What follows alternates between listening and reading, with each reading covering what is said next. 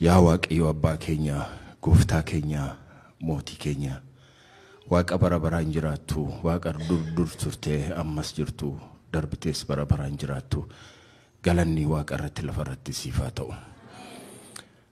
Waan nu goote hundumaatiif galanni siif haa ta'u. Fagoodhaa dhiyoodhaa walitti nu qabdee yaa Waaqayyo, maqaa keetiin iddoo kanatti walitti qabamne, siin akka faarsinu, siin akka galateeffannu, maqaa kee akka waammannu, guddummaa kee gaarummaa kee akka dubbannu waan nu dandeessifteef galanni siif haa ta'u. Laphee keenya waan kakaafteef akkasitti siqnuuf waan nu gargaarteef gaarii hojii gaarii akka hojjennuuf laphee keenyas waan tuqxeef galanni siif haa ta'u.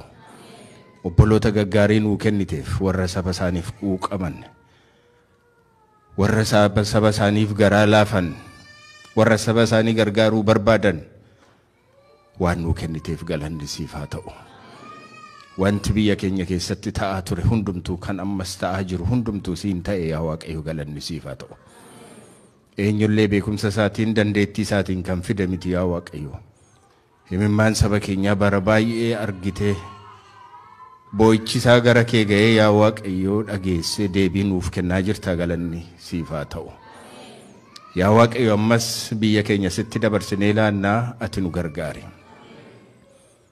Biyya boqonnaa argatee hin beenne, biyya rakkoof gidiraa keessaa bahee hin beenne, biyya hiyyummaa keessaa bahee hin beenne, biyya nagaa argatee hin beenne sana yaa Waaqayyo fuula kee duratti dhiyeessinaa ati biyya sanaatiin of kaafuudhi.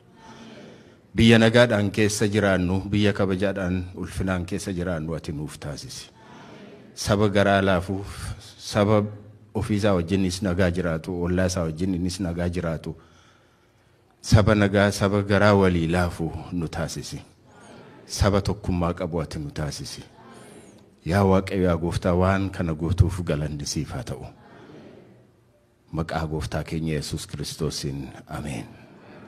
Haleluuyaa.